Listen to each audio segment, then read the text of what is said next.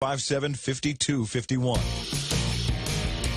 Are you ready for some football? The Ray Gibson Show has got your fix every day with the Points NFL Pick'em contest. Get the latest updates as we check out the past week's performance and break down the upcoming action. Get your game on by calling the hotline at 888-TALK or sound off on Facebook Live at thepoint.gu. League members get a chance to win some awesome weekly prizes with a shot for your choice of a new GTA phone. The NFL Pick'em contest is brought to you by Current Guam with special thanks to GTA. Hop a day. This is Melanie Mendiola. And this is Ricky Hernandez. We're with the Guam Economic Development Authority. And we're both alumni of the University of Guam. We're calling on our fellow alumni to make an investment in Guam's future by contributing to the G is for Giving campaign. With your donation, you are giving more students the opportunity to graduate, making Guam a better place. To make a tax-deductible donation, log on to give.uog.edu before December 31st or call 735-2957 for more information. Viva UOG! The Point is KUSG, Hagåtña, Guam, 93.3 FM and 104.3 HD3. Add another Democrat to the 2020 field. I'm Chris DeMeo, Fox News. Former New York City Mayor Michael Bloomberg now officially in the Democratic presidential race. It's no secret he has deep pockets to campaign. The former New York mayor just spent at least $30 million for a single week of TV ads. He says he's here to beat Trump and rebuild America. Here's how the ad takes on the Trump administration. Stood up to the coal lobby and the outright denial of this administration to protect the only home we have from the growing menace of climate change. But now he sees a different kind of menace coming from Washington. So there's no stopping here, because there's an America waiting to be rebuilt. Bloomberg's team has reserved $34 million for ads and plans to spend as much as $500 million this election. Fox's Christina Coleman. Defense Secretary Mark Esper firing Navy Secretary Richard Spencer Sunday. The Pentagon chief not happy with Spencer's handling of the case of Navy SEAL Edward Gallagher, whom President Trump has defended. The president tweeting he'll nominate U.S. Ambassador to Norway, retired Rear Admiral Kenneth Brathwaite, to replace Spencer as Navy Secretary. The House impeachment hearings have wrapped up, but Intelligence Committee Chair Adam Schiff says the investigation into alleged wrongdoing by President Trump has not. We're going to continue with our investigation, but we are not going to let the administration stonewalling us stop us. Schiff on NBC's Meet the Press. Republican Congresswoman Elise Stefanik on Fox's Sunday Morning Futures. It has been unfair, and there have been unprecedented leaks. Stefanik on the Intelligence Committee. House Intelligence Committee member Devin Nunes suing two media outlets. The Republican claims CNN and the Daily Beast had false stories about him meeting with a Ukrainian official last year looking for information on former Vice President Biden. America is listening to Fox News.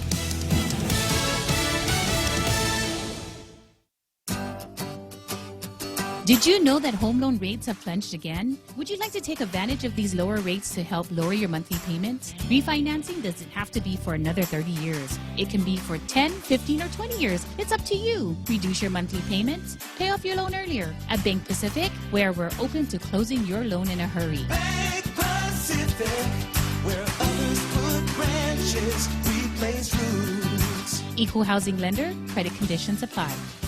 We can't buy this house. What? It has 4 bathrooms. Just think of all the bathtub rings, water spots, and stains, plus the cleaning products I'll have to buy. Didn't I tell you? The house comes with a non-electric Connecticut water treatment system. We'll have clean, soft water throughout the house, protect the water-using appliances, keep the tub, showers, and sinks looking like new, and help our skin, hair, and clothes look and feel great, too. The house even includes a Connecticut drinking water system. A Connecticut system in the house? We'll take it. American Water Tech, a passion for improving lives through better water. The ex-Florida sheriff fired after a school shooting, suing over his ouster. Former Broward County Sheriff Scott Israel, fired following the Parkland High School massacre, is suing over his removal from office in Tallahassee federal court. His lawyers say Florida Governor Ron DeSantis and the state Senate deprived him of due process and failed to follow a special master's recommendation that he should not have been suspended from office. DeSantis removed Israel earlier this year, deeming him incompetent in his department's response to the February 2018 shooting that killed 27 people at Marjorie Stoneman Douglas High School. Israel is running to get his old job back in the 2020 election. Sal Giangrasso, Fox News. Police in California looking for suspects who shot and killed two young boys. The bodies of the 11-year-old and 14-year-old were found in a van near an elementary school in Union City. They found two male victims who appeared to be suffering from multiple gunshot wounds. One of the male victims was pronounced deceased at the scene, and the other one was pronounced deceased while en route to a trauma center. Union City Police Lieutenant Steve Menendez. A burglar in upstate New York gets more than what he bargained for. Willie Murphy might be 82 years old, but she's quite spry. And, oh, by the way, a bodybuilder. A home intruder clearly didn't know that when he broke down the door of Murphy's Rochester home. Murphy grabbed the closest thing she could find to defend herself, a table with metal legs. Murphy says, "I took that table and I went to working on him," noting the table broke. Murphy also poured shampoo on his face while he was on the floor, then grabbed a broom and hit him with it. She summed it all up by saying he picked the wrong house to break into. The suspect was taken to the hospital. Tom Rigotti, Fox News. Taylor Swift wins Artist of the Decade at the American Music Awards. I'm Chris DeMeo, and this is Fox News. Half a day. This is Melanie Mendiola. And this is Ricky Hernandez. We're with the Guam Economic Development Authority. And we're both alumni of the University of Guam. We're calling on our fellow alumni to make an investment in Guam's future by contributing to the G is for Giving campaign. With your donation, you are giving more students the opportunity to graduate, making Guam a better place. To make a tax-deductible donation, log on to give.uog.edu before December 31st or call 735-2957 for more information. Viva UOG! Hulu is all your TV in one place, plus more. Watch thousands of hit shows, movies, and award-winning Hulu originals for only $5.99 per month. It's TV without the cable contract and the freedom of on-demand streaming. Get current network shows from ABC, CBS, NBC, and Fox, and binge-watch every season of your favorite cable shows. Premium Hulu viewing is brought to you by Proline Automotive and AB Sports, Guam's store for Nike. To advertise on Hulu, call Choice Digital at 989-0042. Tall Tales with Bob Klitzkie is brought to you by Bank Pacific. Banking on the Pacific for 65 years.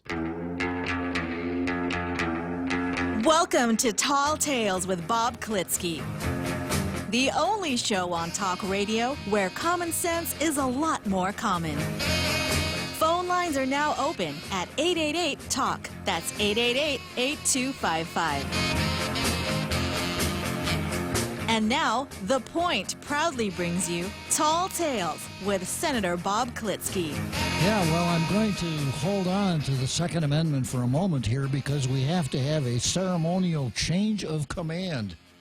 As Daryl Taggarty presents the deadly blue pencil to me. What is the coveted blue pen? The coveted blue pencil. Yeah, because this is the one that confers honors. Exactly. On the editorial staffs of the two daily newspapers here on Guam. And careers are made and broken based on the activities of that blue pencil. This pen. Yeah, this pencil. So, Bob, thank you so much for calling on me to sit in for you. It's been a blast. So, okay, Daryl. The pencil to you.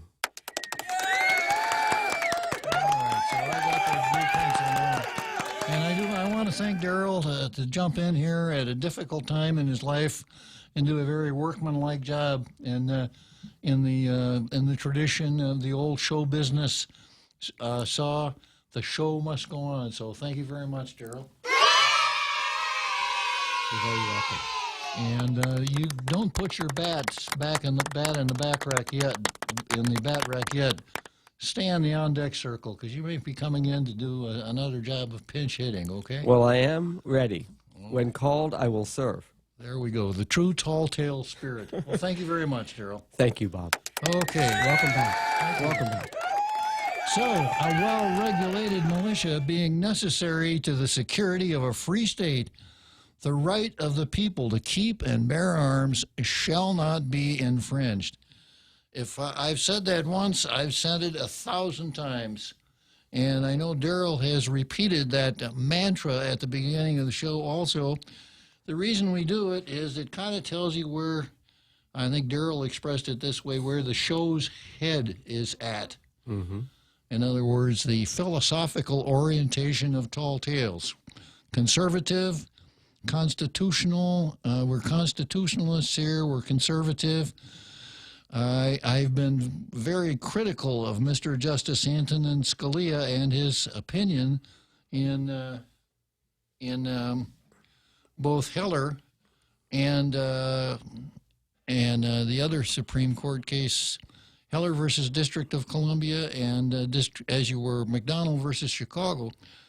But the Second Amendment makes it clear that a citizen has a right to keep arms in his house to protect himself. So be that as it may, that's where we go with Tall Tales. Okay, so the first item here on Tall Tales, I start out with Zemi Klitzkie.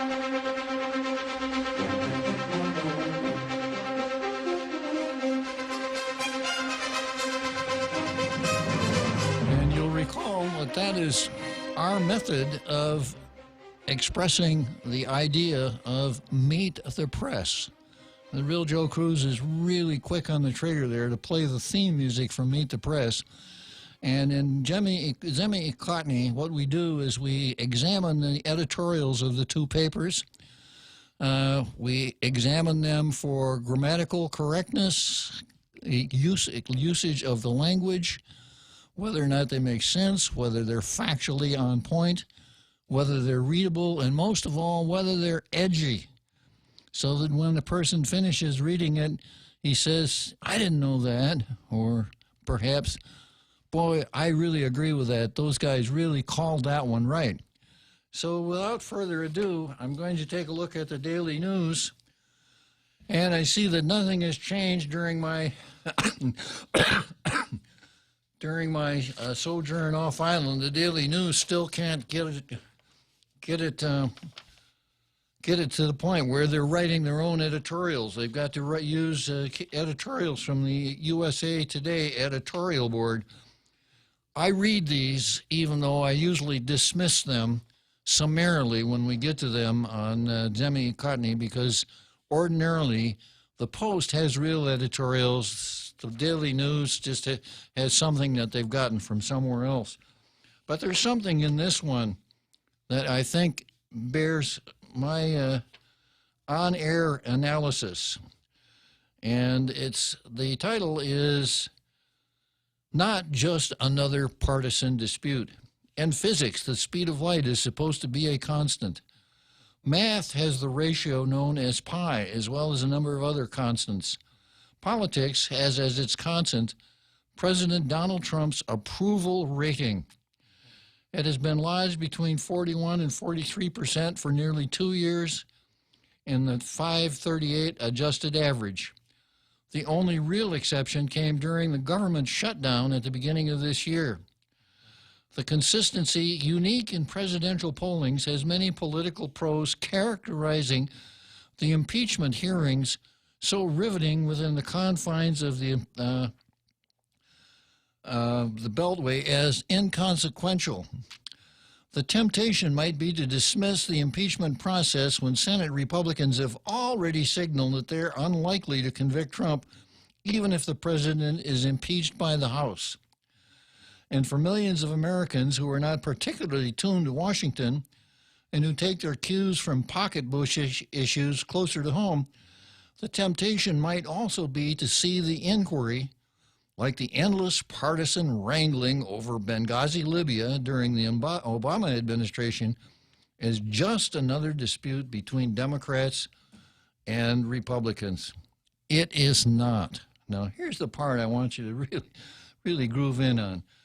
There is nothing remotely normal or proper about the way Trump has conducted business since the outset of his presidency. On occasion after occasion, he has endeavored to turn important bulwarks of democracy. I'm going to repeat that word, democracy. And these are the examples. Prosecutors, the judiciary, and the Federal Reserve, to name a few, into obedient servants of its political interests. Well, USA Today, There's nothing democratic about a prosecutor. There's nothing democratic about the judiciary. The judiciary is the least democratic branch in the entire government, especially in the federal government, where a judge is appointed by the president, confirmed by the Senate, and serves for the rest of his life. Nobody ever gets to vote for a judge. And that's what democracy means. Democracy, demos, the people, crassy, rule by or governed by. The people don't get involved with the judiciary. And the same with prosecutors. United States attorneys are appointed by the president, confirmed by the Senate, etc. Nobody gets to vote for a United States attorney. And best of all, the editorial says, on occasion after occasion, he has endeavored to turn important bulwarks of democracy, like the Federal Reserve. You know, the person who wrote this needs to go back to 9th grade civics. The Federal Reserve is as anti-democratic as anything in the government. It isn't even a government agency. It's owned by the banks. So, you know, when you find whoppers like this in the middle of the classic USA Today editorial, the only purpose of which is to bash Trump, I would recommend that everyone have a large-sized grain of salt handy when you pick up your daily news, because this is not a persuasive piece. This is a piece written by someone who has to find some reason to beat up on Trump. Whether or not there's any accuracy in what the editorial says is really kind of inconsequential. Okay, so let's see, where did I put my blue pen? I hope Daryl didn't run off with it. Huh.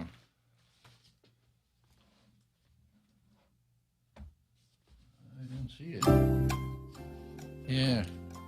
Well, I'm going to just have to use my ballpoint because I can't find my blue pen. Okay. So from there, we go to the Post. And the Post today says, let's see, the Post editorial says, give thanks and give help to others. This week, many of us will kick off the holiday season by gathering around the Thanksgiving dinner table.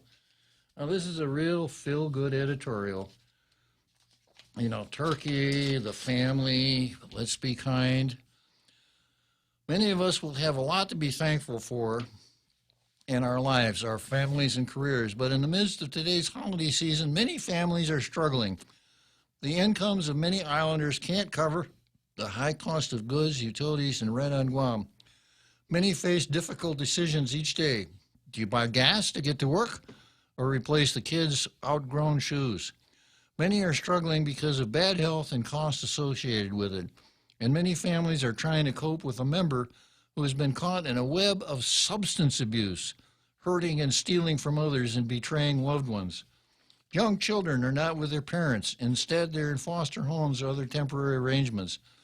Many children show up at school without basic needs. Many people don't even have homes.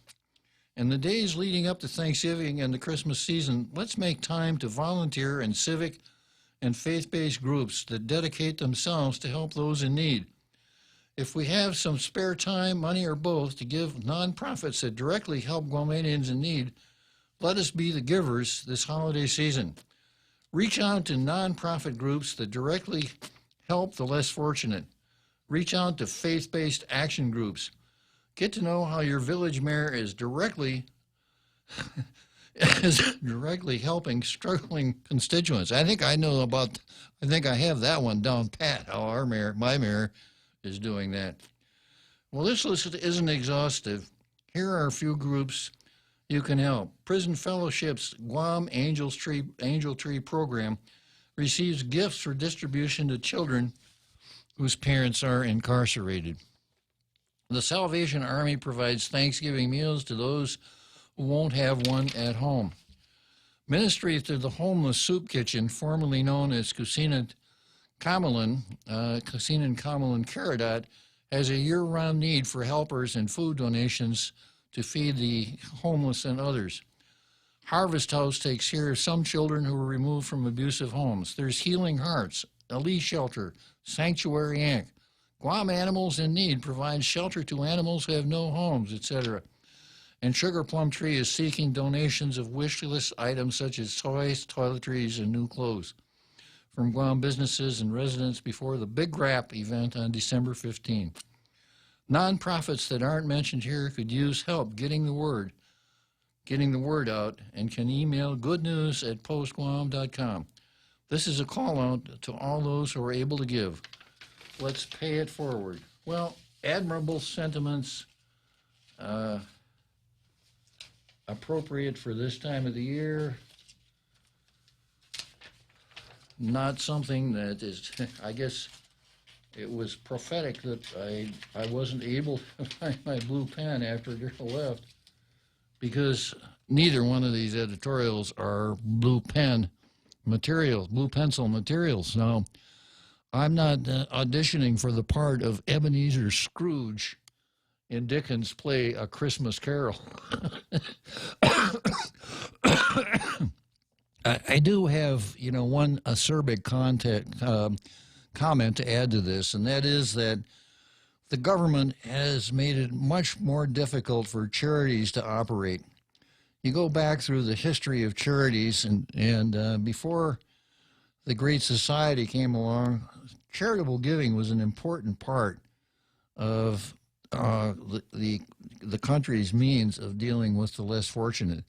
But I think too many people now say, I don't know why I should give to a charity. Let the government do it. They got all these programs. They take my tax money and use it for these programs. So there you are.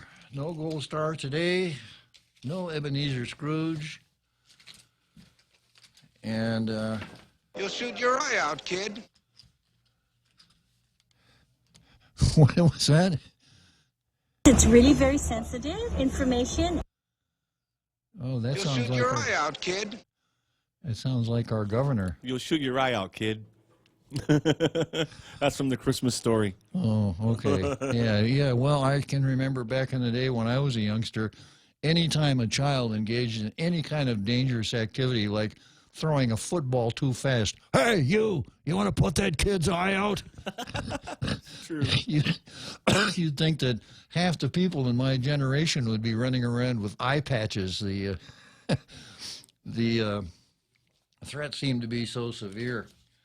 Okay, so that's Demi Ekotny for today. And I have a short card, but I've got, I think, some really interesting stuff here. This is what I've got on the card. International radio listening audience versus tall tales. So I am going to be a defendant in a case prosecuted by our international radio listening audience. I've got Catholicism versus the world, which is kind of like what I did on my summer vacation. I've got San Augustine, Barnes, and Pito Terlahi versus Michael San Nicolas and Rule 6. I've got Lou Leon Guerrero versus Fiat Justitia Ruat Calum. And I've got Saipan versus Guam, showing how Saipan beat us to the punch on an important source of revenue and how we should really regret letting them take it away from us. And then I've got Ken and Troy versus Government of Guam. And the key word here is muckrakers. And that will be the cue for the real Joe Cruz to break out that Ronald Reagan slogan that he holds so dear to his heart. Okay, so the international radio listening audience versus tall tales. I suspect that there may have been a time or two during my absence when someone might have said, God darn it, I wish Bob were here to talk about this. You know, I'd like to find out what Bob's going to say about this. Or I'll bet Bob would really sock it to him on this one. So if that's the case, this would be a real good time to say, hey, Bob, tell us about this, that, or the other thing. And I'd be more than happy to stop what I'm doing and jump on something that you would have liked to have addressed during the time that I was gone. So let me see if there's anything like that in the Facebook here. Nate Horn, welcome back, Bob. Dennis Legaspi, welcome home, Bob Klitzkie. Pierre M. Tureen, welcome back, Bob. Dominic Uggan, Afade, Bob. Tedu Guay, welcome back. Dennis Legaspi, you were sorely missed. And Pierre Tureen, looking pretty good for a young guy. Yeah. Thank you. Johnny Rosario, buenas, Bob. Troy Torres, welcome back, Bob. We'll get to Troy Torres and Johnny Rosario in that part of the program dealing with muckrakers. Now, the term muckraker doesn't sound very complimentary. It's probably, you wouldn't be too happy if somebody said to you, you know, I think your son, when he grows up, is going to be a muckraker. You might think, yeah, but it's actually a complimentary term. And Ray Gibson, the point, look who found his way back. Yeah. Yeah, sort of like a stray dog. You let them run long enough, and sooner or later, they turn up on your back porch. Jim Smith, missed you, Bob. Gus Castro Jasangas, good morning from Houston, Texas, Bob. Welcome back. And let's see Daryl walking behind you. He's done a great job. He certainly has. Yeah. Well, I was in Texas myself. You know, everything's bigger in Texas. I don't know if I ever told you this, Real Joe Cruz, but as a matter of good manners, you should never ask a man if he's from Texas. Oh, I see. Did I ever tell you? No, why? Yeah. Why? Never ask a man if he's from Texas. Because if and he is, he'll darn sure tell you. and if and he ain't, there ain't no sense embarrassing him. So remember, Michael Knight's from Texas, so you don't need to ask him, right? That's for sure. Yeah. Everything's bigger and better in Texas. All right. Ray shared the stream. Okay. Dave Duenas, welcome back, Bob. Ishmael Velez, the MIA has returned, missing in action. I was that indeed. Jose Martinez, Senor, when your shirt was hiding behind an on-screen graphic, it looked like you were peddling, you were, let's see, I lost that message here. It looked like you were peddling a popular blue pharmaceutical. V is for Viagra. Well, I guess it is, but it's also for Vigano, Jose Martinez, and I expect you know who Father Vigano is, right? Then we've got MT Airlines, half a day, Bob, and welcome back. Joe Cruz, well, look at what the cat dragged in. Now, this Joe Cruz, that isn't you, is it? No. This is not sir. the real Joe Cruz. No, that's not me, sir. Yeah. That's some other Joe Cruz. Look what the cat dragged in and was ashamed to drag it back out. Well, thank you, Joe Cruz. It's good. It's really good to know that I'm appreciated, you know, doing things that not everybody can do. Okay, so let's, I guess no one wants to take me up on international radio listening audience versus Tall Tales, but if during the program you have a sudden desire to ask a question that you would have asked earlier, feel free to do it. You can call, you can post it on Facebook, and if I see it, I'll jump to that. And although Tall Tales is pretty structured, we'll accommodate you. Next item here is Catholicism versus the world. And I'm wearing my T-shirt that I received. Let's see if I could show you this T-shirt so that Jose doesn't misunderstand what the V is all about. Yeah, V is for Vigano. And I was awarded this T-shirt at the Catholic Identity Conference in Pittsburgh because I was one of the people that came from the farthest away to attend that conference. So I suspect a lot of folks know who Vigano is. He is the person who blew the whistle on Pope Francis as far as the McCarrick sexual misconduct matter. And Vigano is the voice of conservative Catholics right now. He's very well known. He's in seclusion, apparently somewhat fearful of what could happen to him. So that's the point of this T-shirt. So I'm going to talk a little bit about this Catholic Identity Conference. I know that everybody out there in our international radio listening audience is not a member of the Catholic faith. But I would submit that if you are not Catholic, the Catholic faith is something that you might want to be interested in anyhow. Kind of like maybe you're not a Red Sox fan, but if you follow Major League Baseball and the Red Sox are a contender, you might want to pay attention to them anyhow. So there are 1 billion Catholics in the world right now. And the Catholic Church is an extremely powerful force for good or maybe for not so good. If you study the history of the Catholic Church, it's almost the study of Western civilization, especially during the Dark Ages. But the Catholic Church is going through a period of great strife right now because the current Pope wants to change things that have been pretty much the basis of Catholicism since the very beginning. Things like female priests, people in irregular marriages taking communion, toleration of homosexuality, and things like that. So it appears that Pope Francis, the current Pope, is one who is very comfortable with all of these innovations. And I would stop here and mention that when it comes to the difference between a liberal or a lefty and a conservative, it kind of comes down to this. A conservative believes that there are certain principles that are almost unchanging.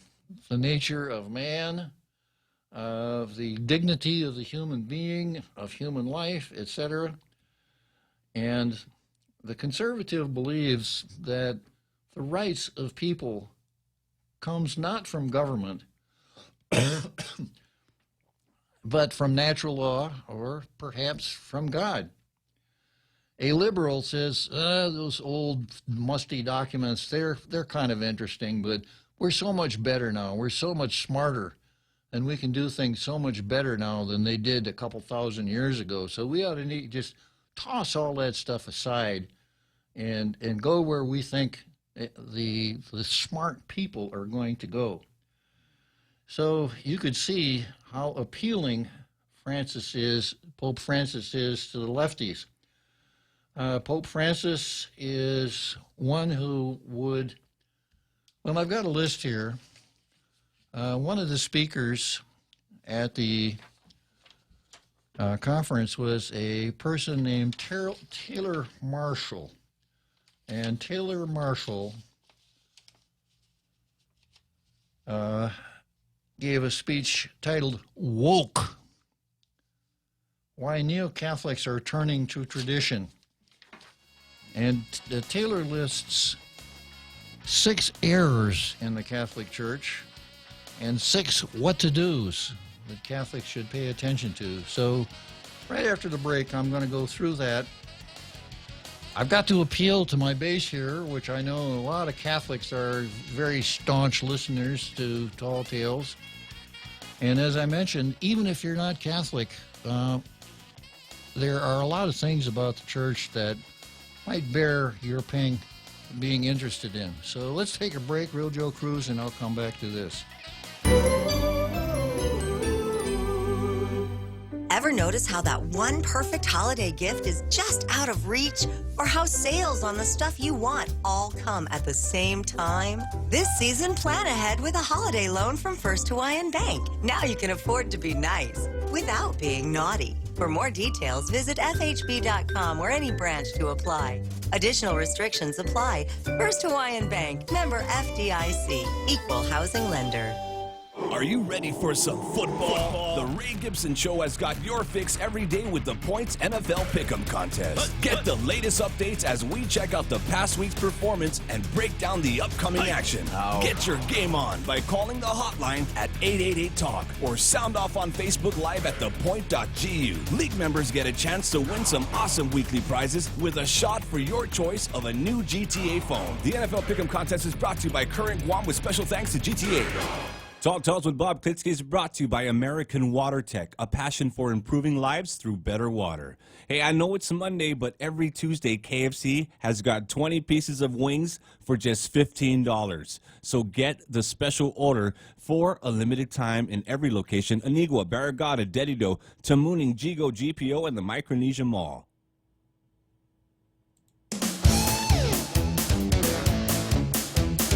Now, more Tall Tales with Bob Klitzkie.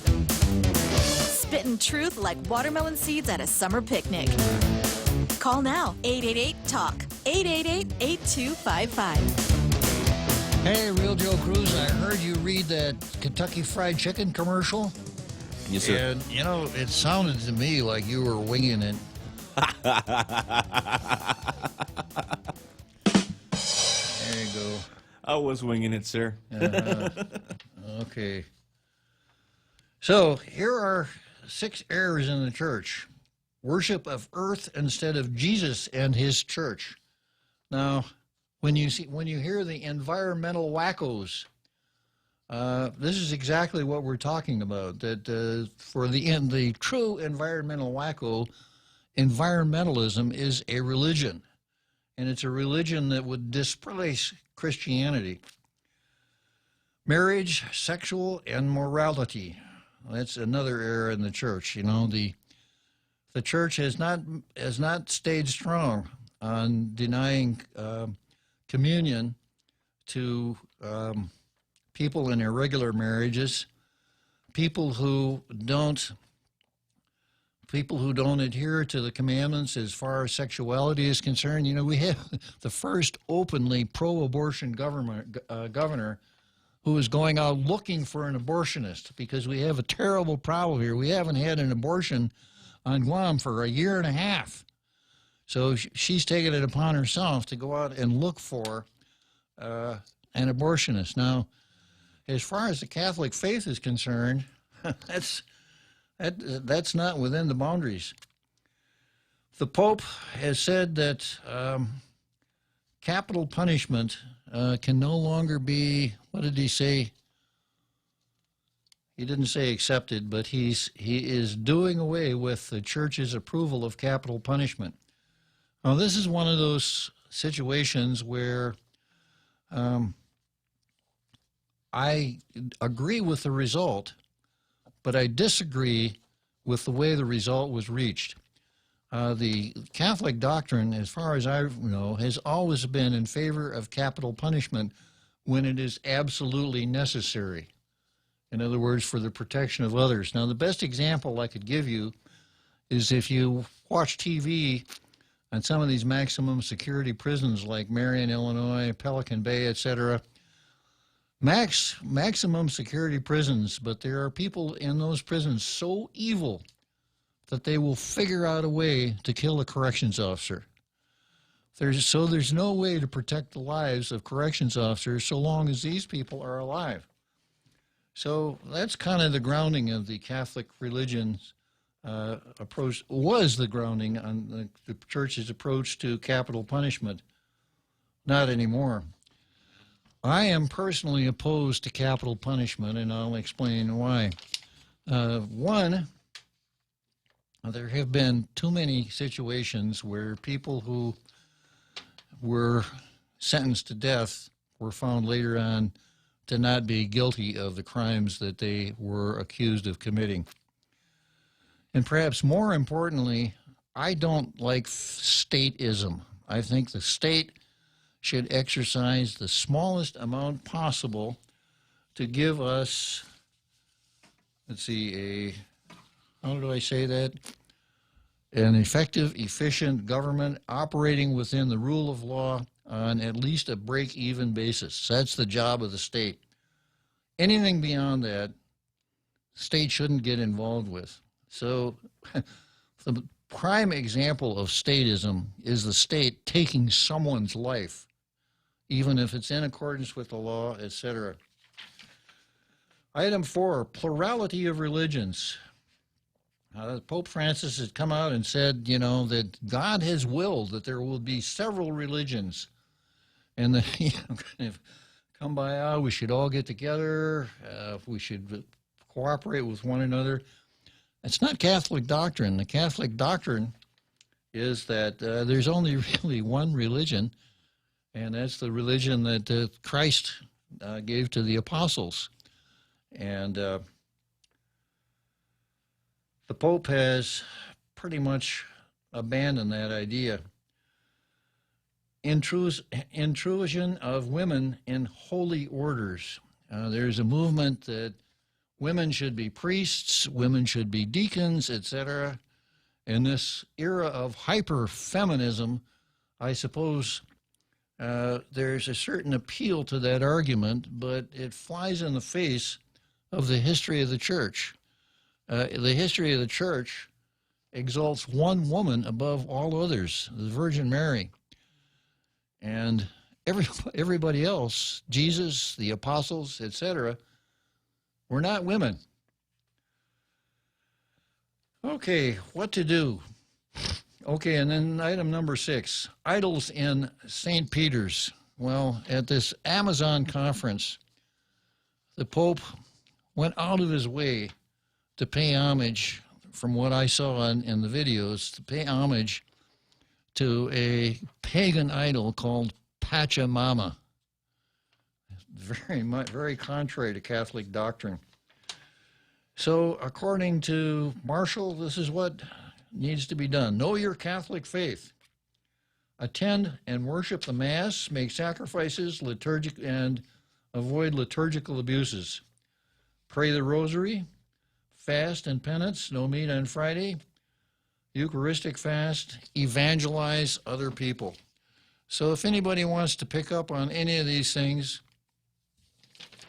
I'd be more than happy to do it, but that was the main reason for this last trip, to go to this Catholic Identity Conference in Pittsburgh. And, of course, once a person gets over there, you pay that airfare, and you want to drive around and visit your cousin and your cuñado and everybody else, you know, and cover as much of the country as you can, which I did, and had a great time.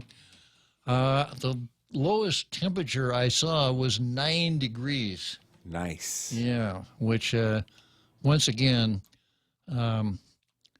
ratified my decision to move to this tropical island 57 years ago. Okay, so the next item on the card is St. Augustine, Barnes, and Pito Terlahi versus Michael San Nicolas and Rule 6.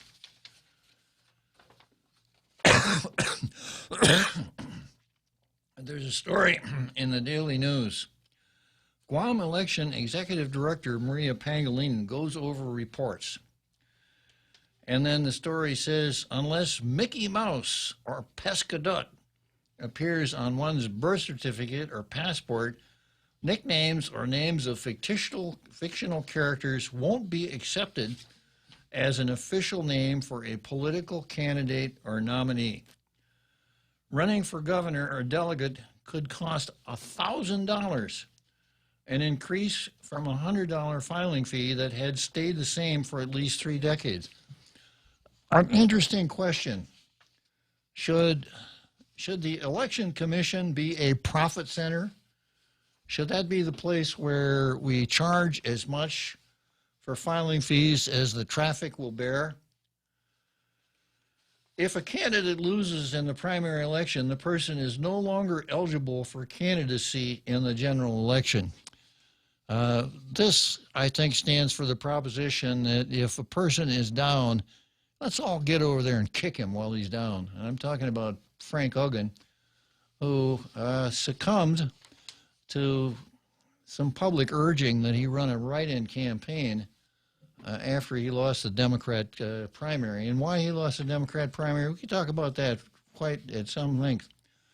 But I see a value in what Frank Hogan did, just as I see a value in what Paul Calvo did back in 1970 when Carlos Camacho won the Republican primary, beating Paul Calvo.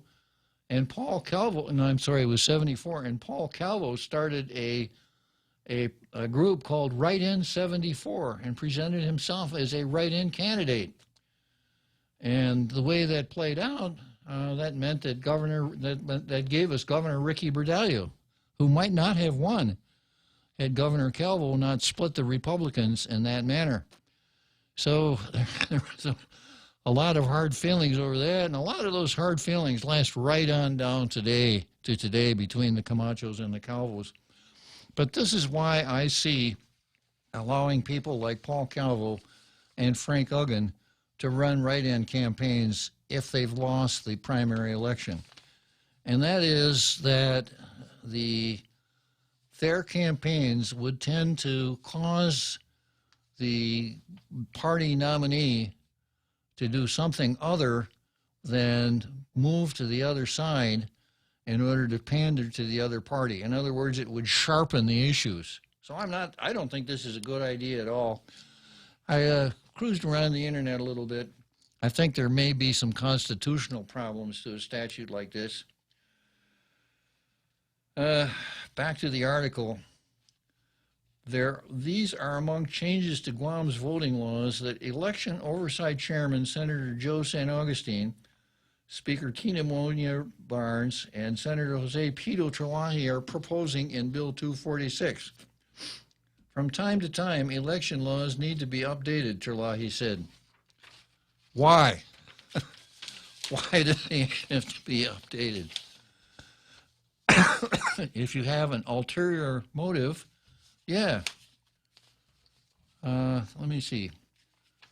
I'm going to just stop here for a second. Bob, for us international listeners, what the heck is going on with the executive branch, DOC, GMH? I believe DOC should be privatized. What do you think? And GMH be torn down and rebuilt as an up-to-date facility. And let's see, I had somebody else who had a question too that I probably ought to go back and take a look at.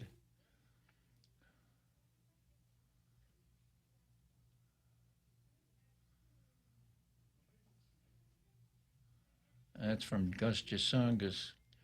Hey, somebody else asked about the mayor of Jonia. So let me start out with the mayor of Jonia. The mayor of Jonia is in the pokey, and he's asked that his trial be postponed until February. And the chances of him getting out of the pokey are somewhere between slim and none. Now, the way we treat incarceration pending trial, we've turned it into something that most would like to avoid, into a job protection plan. Because it's very clear that the office of mayor of Jonia is vacant. Because if you went out there at 8 o'clock in the morning, who would show up? It wouldn't be the mayor. So the Election Commission has the ability, when there is a vacancy in an office, to call a special election. That's what they should do. They should do their fact-fighting, create a record, and call a special election to fill that vacant office in the mayor of Jonia. The Election Commission, as we watch it go down, only wants to do the right thing, never wants to do the correct thing. So if it's a method of counting that would require a recount or a runoff election, they'll find some way not to do it. In a situation like this, oh, we can't do that because no one has said that the office is vacant. When that's your job, Election Commission. And I'm going to get into some more of that with this bill that the Three Musketeers introduced to I don't want to say crucify, Michael St. Nicholas. The other question that came up was, let's see, Gus Chisangas. For us international listeners, what the heck is going on with the executive branch? DOC, GMH? I believe DOC should be privatized. What do you think? And GMH be torn down and rebuilt as an up-to-date facility? Well, I do have some thoughts on those things. And let me see if I've got my correct notes here.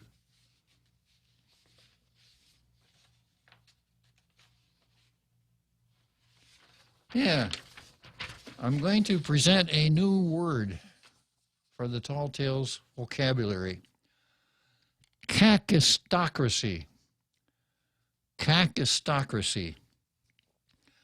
A kakistocracy is a system of government that is run by the worst, least qualified, and or most unscrupulous citizen.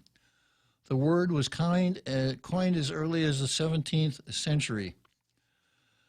The word was rare in the early part of the 20th century, but regained popularity in 1981 with the criticism of the Reagan administration. Since then, it has been employed to negatively describe various governments around the world. The word returned to us during the 2016 U.S. presidential campaign, particularly by opponents and critics of Republican candidate Donald Trump, of course. In May 2016, academic blogger Amrul Ali argued that kakistocracy was a word that needed to be revived. Salon would later credit Ali's blog post with initiating a wider conversation on the term. Merriam-Webster reported that searches for the word on its online dictionary had spiked to an all-time high. The Washington Post reported on the use of the word going viral to describe the Trump administration. Well, I'm going to stick my neck out here a little bit, and I'm going to use it to describe the Leon Guerrero administration. Kakistocracy.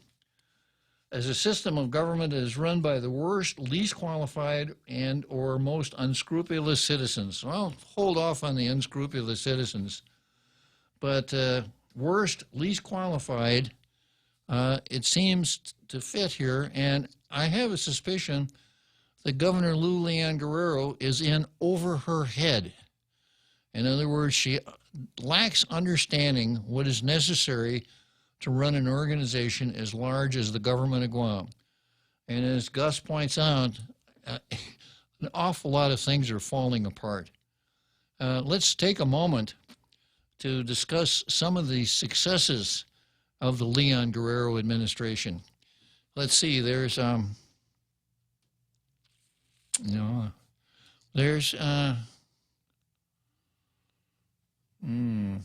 that doesn't work either. There is, I don't know, maybe somebody out there can help me. You know, a really good example of the Leon Guerrero approach to government is the charade that they've been putting on with war claims. Okay, so we're coming up to that break, huh? So we're going to come back to kakistocracy right after the break. Hey, what's that? A Subway Big Hot Pastrami? My Big Hot Pastrami? No, my Subway Big Hot Pastrami. Get your own. Get your own Subway Big Hot Pastrami. Tender, juicy beef on freshly baked sunflower crunch bread, topped with pickles and mustard. Finish off your meal with all new seasoned potato wedges, baked to perfection right in the restaurant. Both available for a limited time only. Subway, make it what you want. As the busy holiday season approaches, the last thing on your mind is to visit your medical provider. At American Medical Center, we put your health first. A preventative visit will ensure a healthy holiday season. Call 647-8262, and together we can address any concerns you may have and make certain all your medications are current. From our family to yours, happy holidays from American Medical Center, your partner in healthcare. Tall Tales with Bob Klitzkie is brought to you by Bank Pacific, banking on the Pacific for 65 years.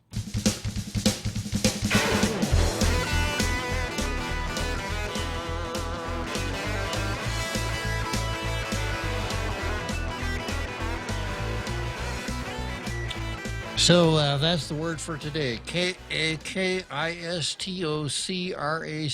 Kakistocracy. A system of government run by the worst, least qualified citizens. And I can't make a very good argument that doesn't describe the Leon Guerrero administration. Some little things, you know, like if you're following along, you find that apparently people in the Leon Guerrero administration don't understand the phenomenon of comp time. So let's stop for a moment here and let's discuss the Fair Labor Standards Act. It's a national law.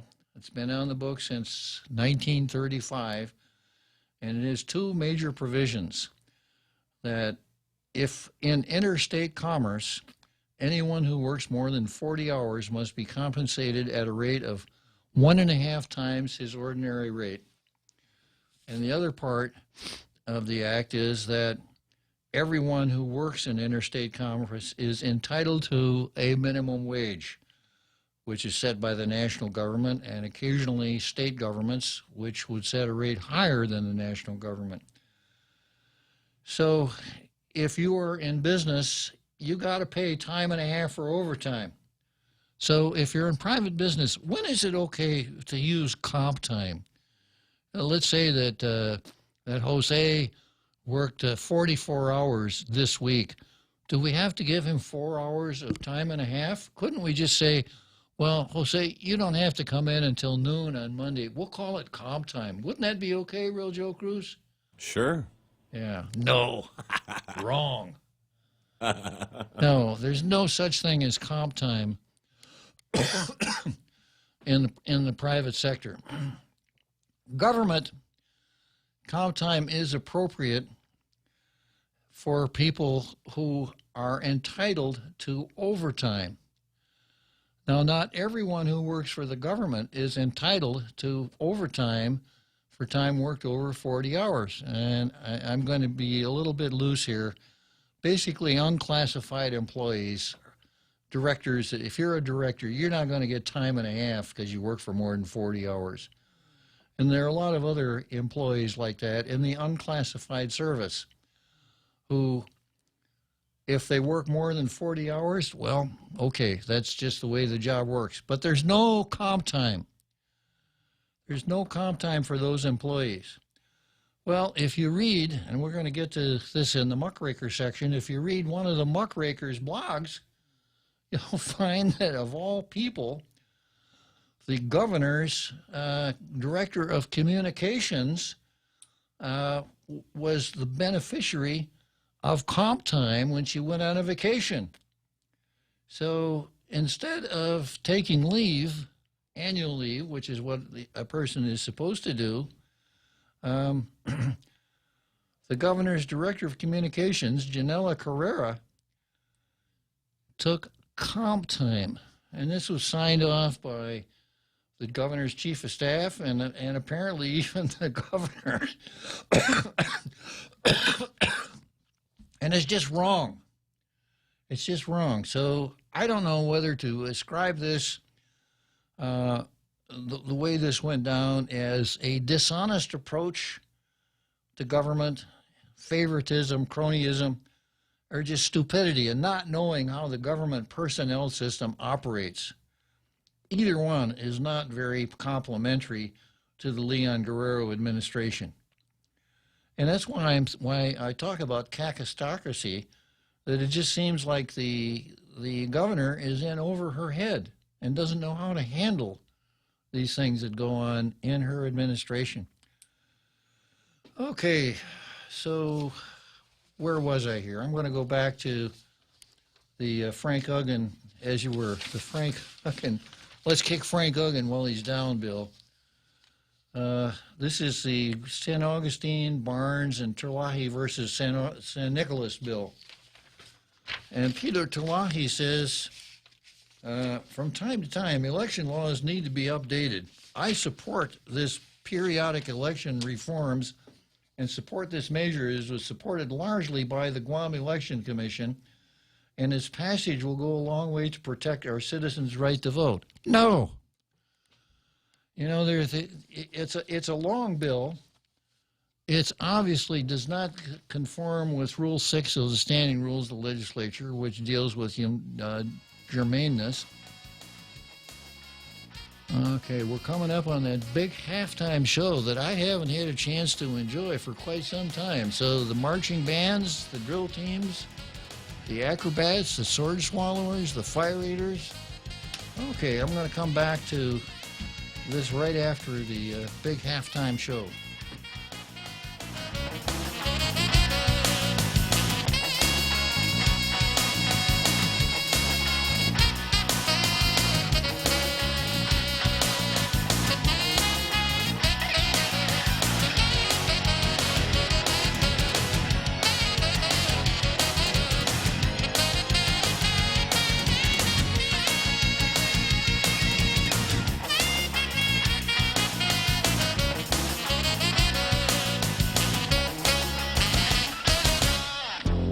The Point is KUSG, Hagåtña, Guam, 93.3 FM and 104.3 HD3.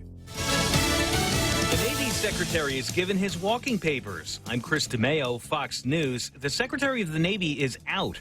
Richard Spencer has submitted his resignation to Defense Secretary Mark Esper at Esper's request. It's all over the handling of a Navy SEAL acquitted of murder and other charges. According to the Pentagon, Spencer said the Navy would allow embattled Navy SEAL Eddie Gallagher to retire with his Trident pin if the White House didn't interfere with the military justice proceedings against him. Gallagher is set to undergo a review of whether he should be kicked out of the Navy SEALs. That was scheduled for December 2nd. Gallagher was acquitted of several war crimes during his Iraq deployment, including shooting civilians, murdering a captive ISIS fighter with a hunting knife, and threatening to kill SEALs who reported him. He was convicted, though, of posing with the dead body of the captive ISIS teenager. Fox's Jackie Heinrich. A historic victory for the pro-democracy movement in Hong Kong. A new political reality has dawned. The pro-democracy movement scoring a crushing victory over pro-establishment, pro-Beijing candidates in these district council elections. Fox's Jonathan Hunt. Sources say Hong Kong's pro-democracy parties took nearly 90% of district council seats. Supreme Court Justice Ruth Bader Ginsburg now home after being hospitalized. This is the latest in a series of health scares for Justice Ginsburg. In the last year alone, she has had 2 bouts with cancer. In January, she missed arguments for the first time in more than 25 years as she recovered from surgery for lung cancer. That's Fox's Garrett Tenney. Now, despite the health concerns, Ginsburg has said that she'll stay on the court as long as she can do the job full steam. And she's been doing the job a very long time. America is listening to Fox News.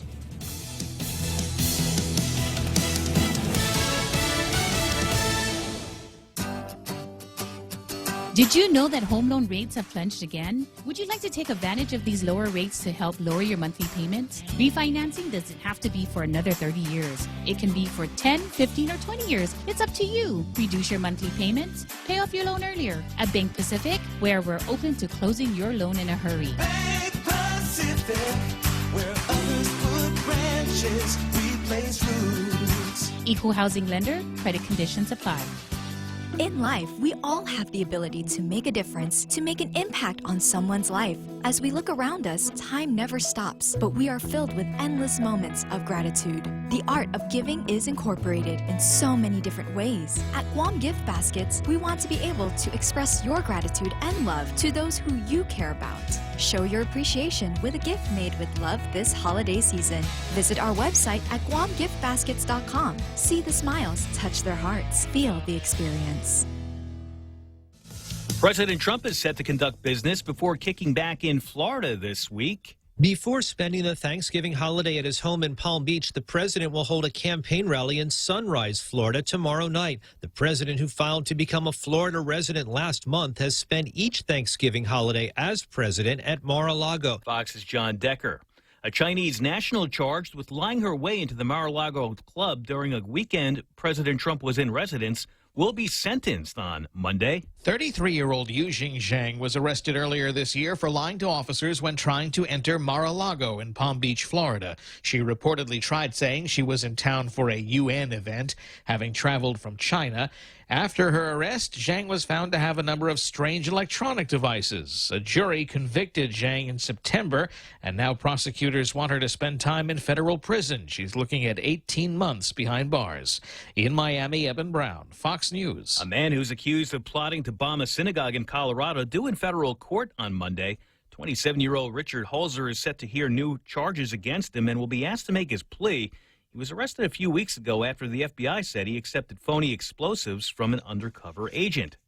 Country singer Taylor Swift winning Artist of the Year at the American Music Awards on Sunday. Swift at a loss for words accepting the award. I really don't have anything articulate to say. I just the fact that like the last year of my life has had some of the most amazing times and also some of the just like hardest things I've gone through in my life.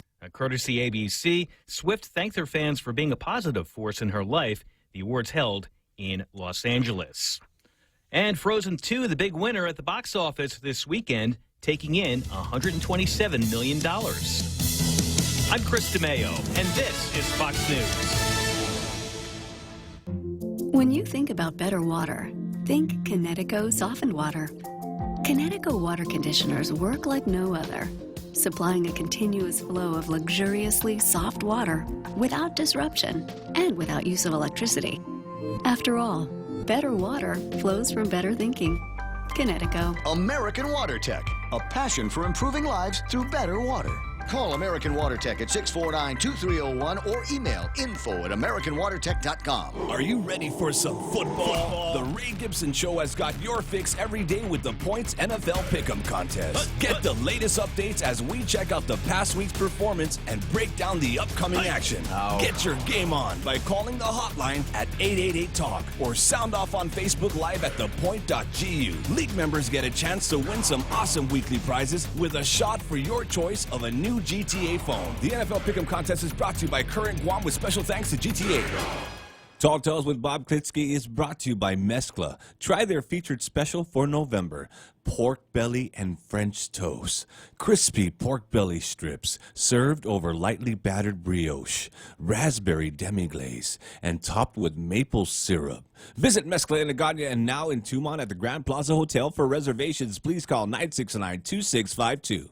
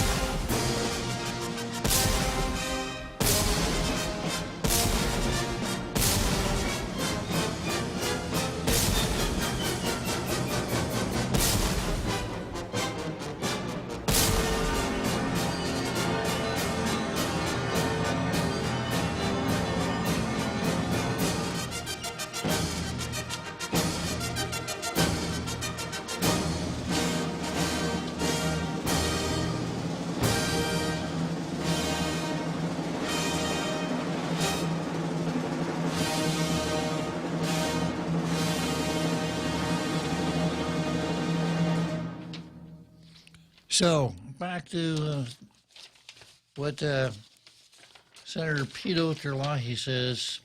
From time to time, election laws need to be updated. I support this periodic election reforms and support this measure as it was supported largely by the Guam Election Commission. And you'll find out why the Election Commission supported it in a minute. Terlahi said San Augustine, Senator Joe San Augustine, reached out to University of Guam students and asked for changes that could be made to protect the sanctity of the island's elections. So a senator thinks that from time to time the election laws need to be updated. So how does he go about doing it? He reaches out to the University of Guam students and asks them how he should do it. Terlahi said San Augustine reached out to University of Guam students and asked for changes that could be made to protect the sanctity of the island's elections. After a thorough review by UOG and GEC, he presented my colleagues and I a draft of changes that should be made to ensure citizens' right to vote is protected. Now, one of the things this article doesn't pick up on is that if there is a vacancy in the office of the Washington delegate, a special election should be held within 30 days. So what we have here is a laundry list of different provisions in this bill, which doesn't even come close to passing the germaneness test. Germaneness means this. There's a Rule 6 in the standing rules, and it says, no bill introduced or considered passed by the legislature or any of its members shall contain more than one subject matter and shall not contain unrelated subjects or pertain to multiple projects except for the annual budget, etc. So I'm going to bring that bill in tomorrow, and we'll go through it step by step. It looks like something that would be offered as a law school examination. And law school examinations usually are exercises in spotting issues. You have something, a document, and the exam would ask you to determine what the issues are in that document. Well, this bill is a classic example of issue spotting. There's so many issues in that bill, and it becomes clear to me that the purpose of this bill, with all of this camouflage in it, the purpose of the bill is to kind of needle Michael San Nicolas, talking about a special election if he's removed from office, and also, raising these fees. And Gus Chasongas agrees with me that the Election Commission shouldn't be a profit center. And here's the kicker here. Here's why this is so attractive to the Election Commission.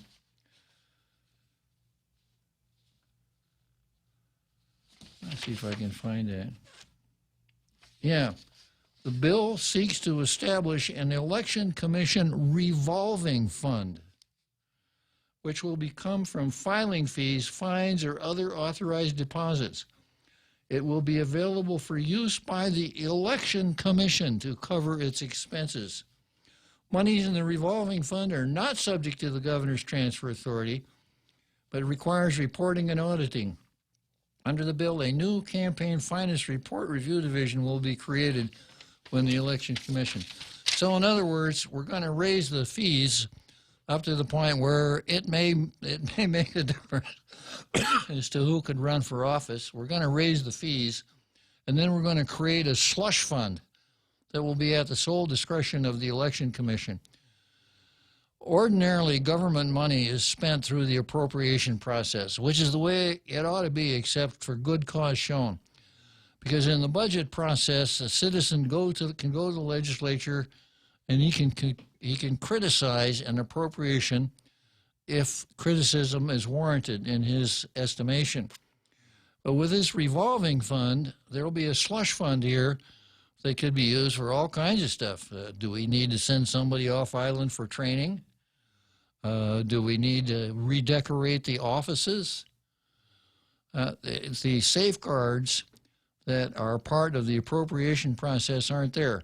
Unfortunately, even the appropriation process is not bulletproof, because you'll recall in the last budget, Maria Pangilinan sent a letter to the governor asking that the salaries of the people that work at the Election Commission be increased. And I talked about it 3 or 4 times on Tall Tales.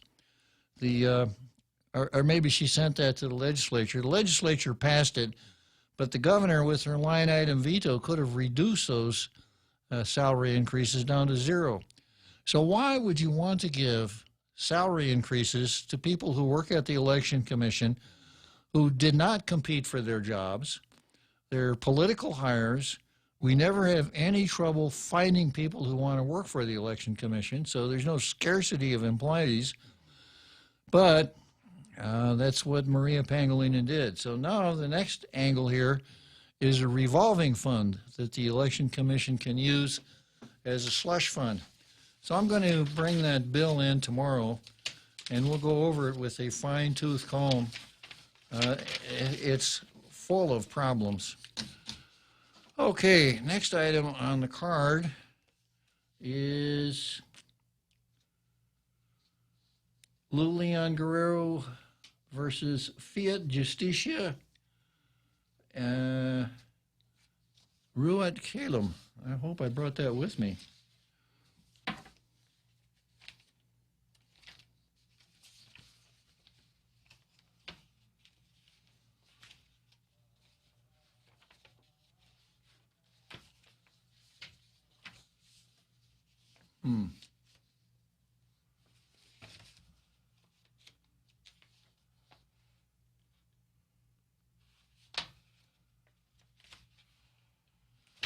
I'm going to have to just wing it, but this is what I remember. I didn't bring the article with me.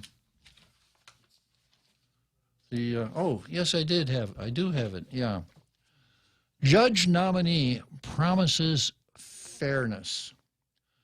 Okay, now when you hear government officials talking about fairness, grab your wallet and hang on tight, because that usually is a code word that somebody is going to want to get some of your money away from you.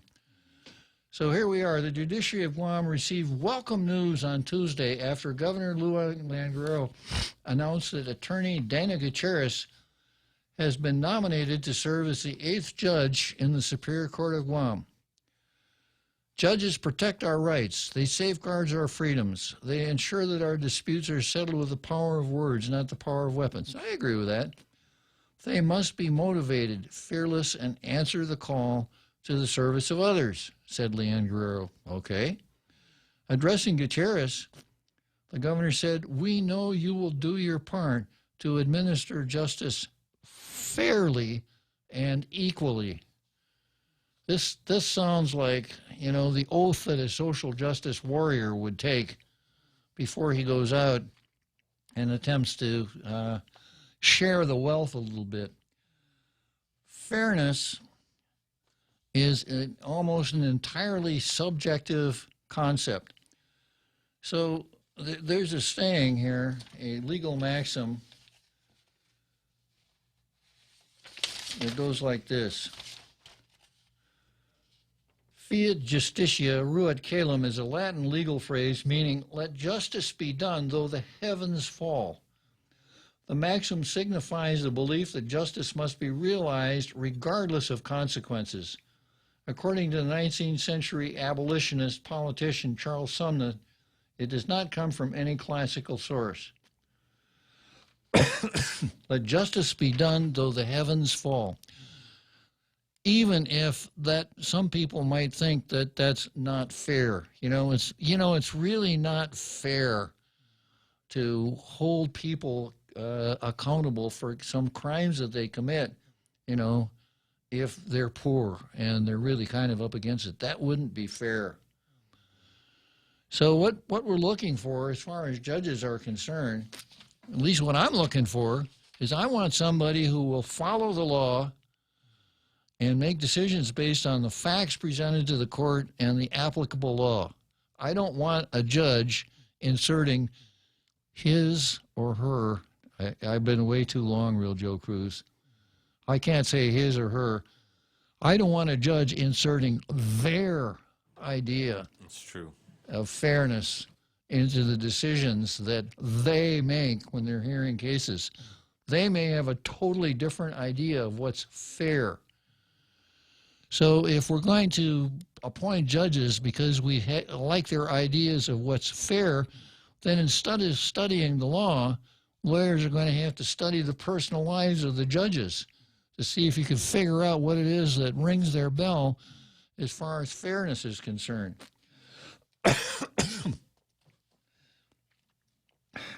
It gets worse. they say, this is a quote from Gutierrez, each time I take the bench, if I'm confirmed, I will always conduct myself the way Governor Leon Guerrero conducts herself in her administration. Whoa. With fairness. She says, with fairness, open-mindedness, and with a commitment to justice. All you got to do is say a commitment to justice. Forget about the fairness. Yeah, and if we're talking fairness, I will always conduct myself the way Governor Leon Guerrero conducts herself in her administration. That's the last thing I want to see from a judge, is for the judge to conduct themselves the way the governor conducts their self. This doesn't make any sense at all. Now, Dana Gutierrez has been around the bar for over 20 years. She's got a good reputation. I think she has the makings of a good judge, and the things that are quoted here in the newspaper may be the product of her not understanding the power of the printed word.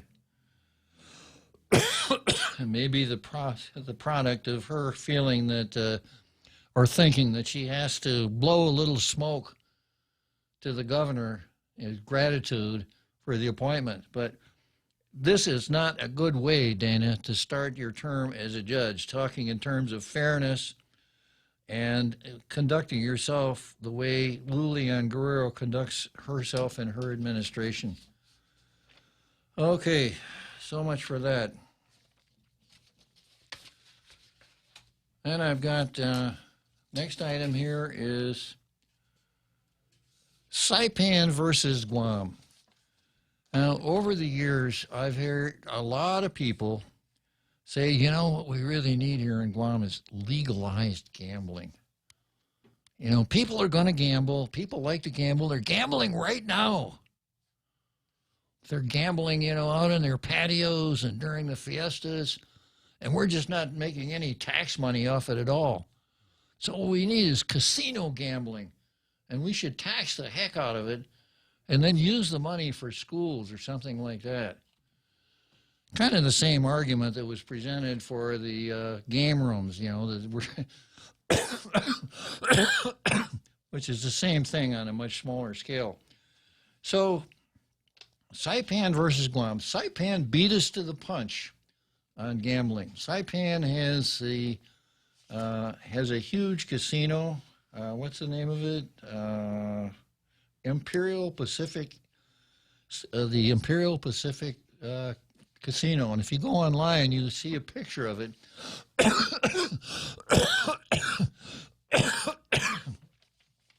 And it's so completely out of scale. It's like building the Washington Monument. It's like building the Washington Monument in the real scale in the Paseo or Skinner Plaza. So here's what happened. Now, we all read the newspaper stories about the FBI coming in with search warrants and subpoenas, etc., with a huge apparent rake that's raking in the governor, the governor's family, and everybody else. It just doesn't look good at all. Now, back in February, a newspaper called has your website, Blomberg.com News, ran an expose on what's going on in Saipan. So when you read this, it's not too surprising that the feds have become very interested in what's going on in Saipan.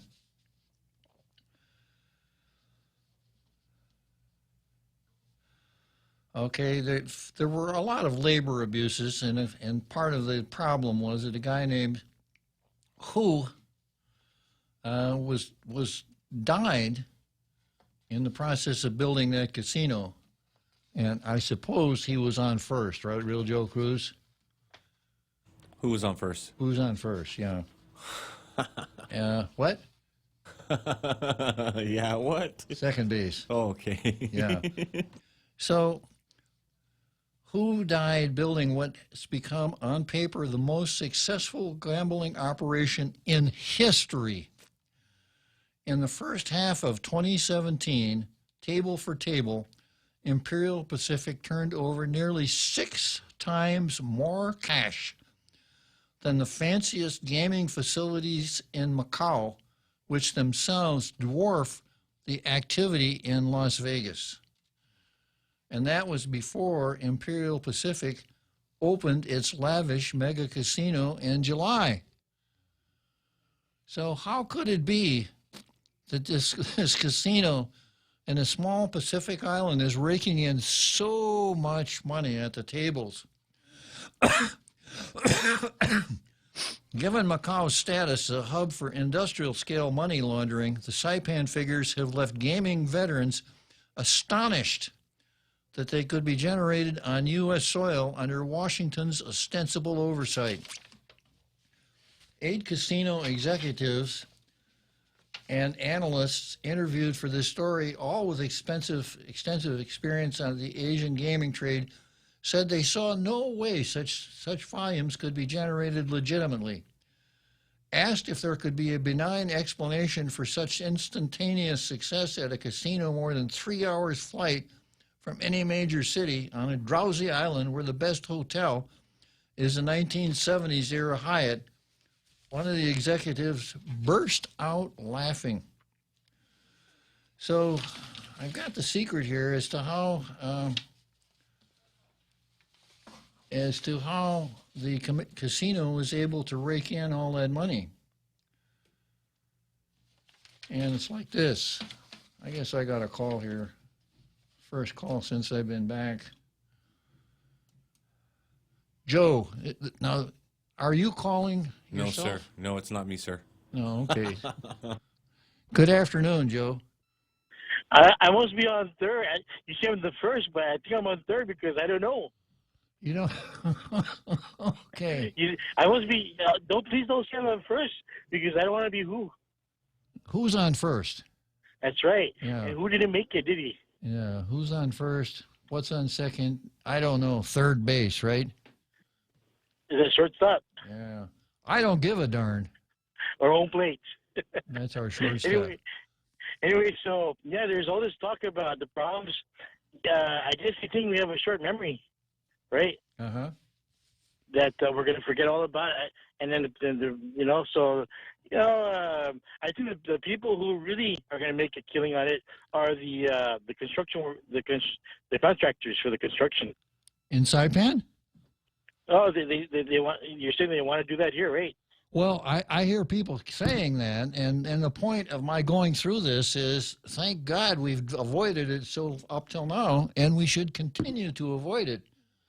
I think if we could just get the visa workers at the time when they should be here and do construction that benefits both the base and the economy outside of the base, I think we would do just well, just pretty good, you know. But people are looking for other ways to stay afloat with their businesses, right? I don't know what happens to these contractors. I don't know. Do they leave Guam? Are they still here? But I imagine they want to stay busy. Sure. But yeah, I mean. We forget very quickly, and that's why we need elders like yourself there in Kabab to remind us that it's not such a good deal. Well, that's the point of this item on the card, Joe. Yeah. So, hey, good to hear you back. Hoping that I don't hear so much of the coughing. Hope that gets better. But I still got it. You know, when I came back, I brought a huge load of jet lag with me, and when I got here, I discovered a cold. So I forgot to warn you. When I cough, don't put that speaker up too close to your face because the germs might come over the air. Oh my gosh, Come on, that would be radio. What would that be? Radio born? Yeah. Okay, thanks for your time there, Bob, and I'll just I'll keep listening and. Okay. You Thank take care Joe. of yourself. That was another Joe. Yeah. Okay, so how did that casino handle more money than the biggest casino in Macau, which would dwarf large casinos in Las Vegas. Here it is. The strongest desire among China's wealthy is to get their money out of the country, safe from the threat of the government seizure.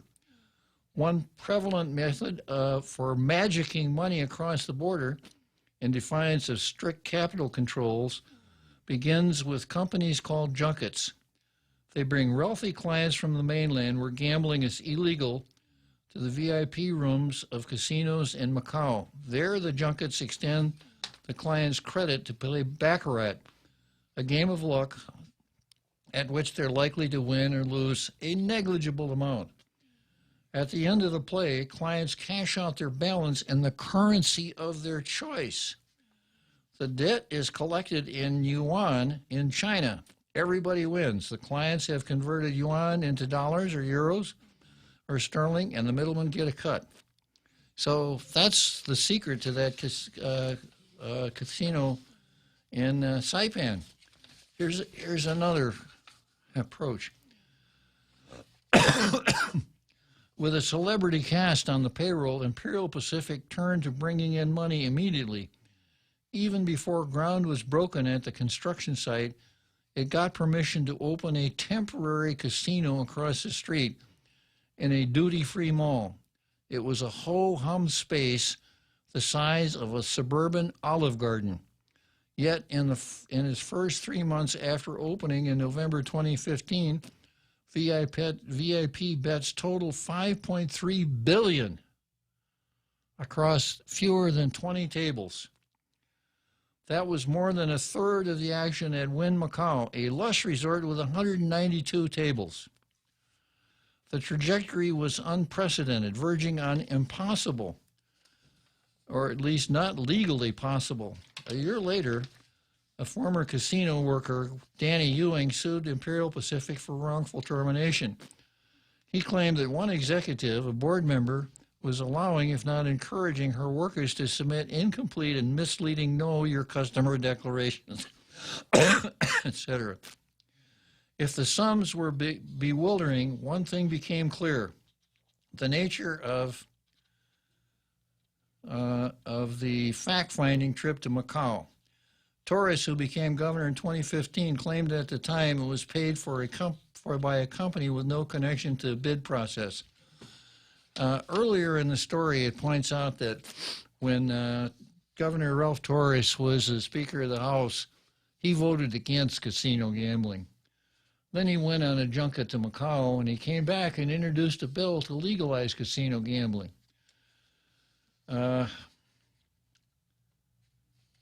Picking that up with, if the sums were bewildering, one thing became clear. The nature of lawmakers' fact-finding trip to Macau. Torres, who became governor in 2015, claimed at the time it was paid for by a company with no connection to the bid process called Esteem Capital.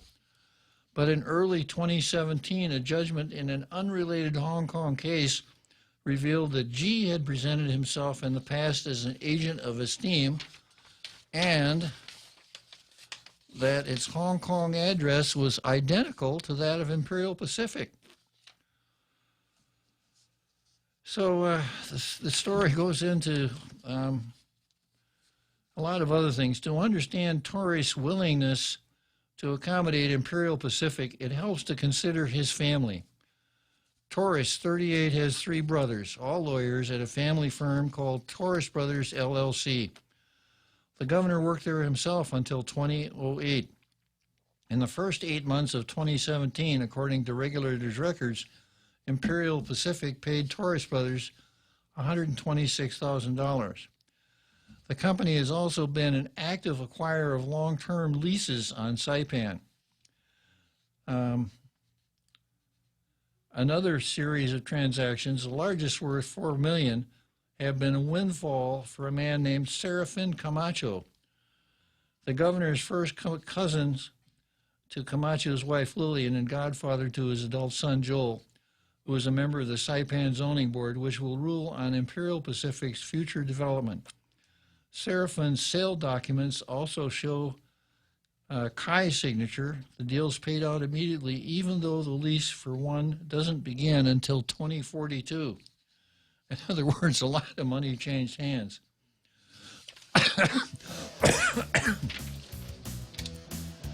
So it's a really interesting article. And if you take that into consideration, I guess we'll break for the seventh inning stretch, real Joe Cruz, and I'll come back and finish this up after the seventh inning stretch.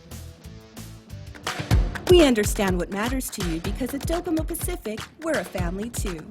With the Now Family program, mom, dad, and kids stay connected on the latest devices the whole family can enjoy.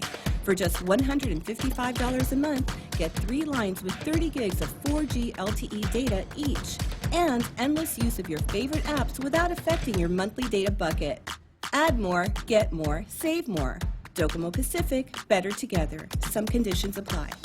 Tall Tales with Bob Klitzkie is brought to you by Bank Pacific. Banking on the Pacific for 65 years. The Extra Point with Jerry Roberts of Guam Training every morning on The Ray Gibson Show. How good are you at self-promotion? Are you a pro or tend to avoid it at all costs? I'm Jerry Roberts, and at 7:20 a.m. on The Ray Gibson Show, let's see if we can make it work for even the most reluctant of players. You can find daily transcripts of The Extra Point at guamtraining.com. Tune in every weekday morning at 7:20 for The Extra Point with Jerry Roberts. Brought to you by Guahan Insurance Services and First Hawaiian Bank on 93.3 The Point. Every Tuesday, KFC has got 20 pieces of wings for just $15. Get this special offer for a limited time in every location: Anigua, Barrigada, Dedido, Tamuning, Jigo, GPO, and the Micronesia Mall.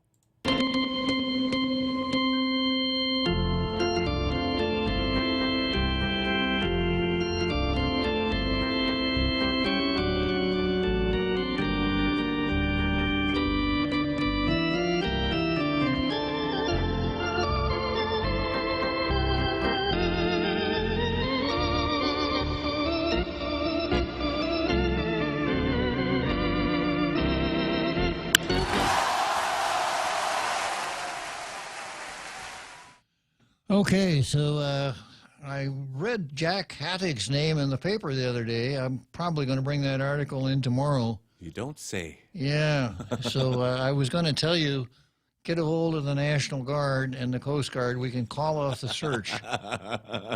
Jack Hattick lives. We know where he is. Okay, seventh inning stretch, coming back to how Saipan beat us to the punch. And now, of course, everyone and his brother is under subpoena or search warrant in Saipan, the governor, his family, a lot of other people, the governor's bookkeeper, etc. This probably will not have a very happy ending for a lot of the people involved. And, you know, the way maybe this will serve as a vaccination for us. You know, the way a vaccination works is you take a virus and you attenuate it. That is, you weaken it a little bit, and then you administer it to a person, and the person gets just a little bit sick. But in the process, they stimulate their immune systems so that when the real disease comes along, the immune system can fight it off. That's how a smallpox vaccination works. You get a mild case of what's called cowpox, and you build your immunity to smallpox. Well, let's hope that what's going on in Saipan serves as a vaccination for us when we see how this thing unfolds. As I said, I think it's going to have be a very unhappy ending for a lot of folks who probably thought they had a good deal. So maybe we can look at that and say, we don't want to do that here. No matter how tempting the big money is, etc., that's not what we want to get involved with here. That's the way I hope it kind of works out. One more thing on Saipan. Imperial Pacific has sued Bloomberg and 2 reporters. Bloomberg and 2 of its reporters have been sued in Hong Kong by Imperial Pacific and its subsidiary Imperial Pacific CNMI. The High Court of Hong Kong Special Administrative Region's Court of First Instance has issued a writ of summons to Bloomberg LP, the New York-based business and market news organization. The news organization was named first defendant in the lawsuit. Its reporter, Matthew Campbell, and K. Wan Ha were named second and third defendants. As for comment, Imperial Pacific said it will defer comment about the ongoing defamation lawsuit filed in Hong Kong to the parties in that jurisdiction. Variety, this is in the Mariana's Variety, was unable to get a comment from Bloomberg.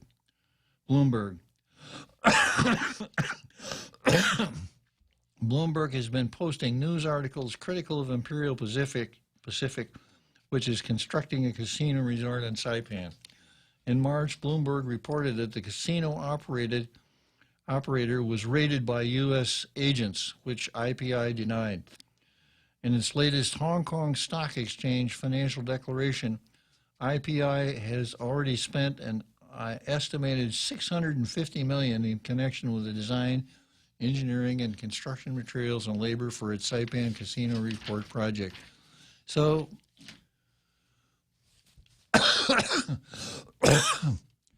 we don't need it. It's the last thing we need here in our island, and some of our commentators kind of go along with that idea.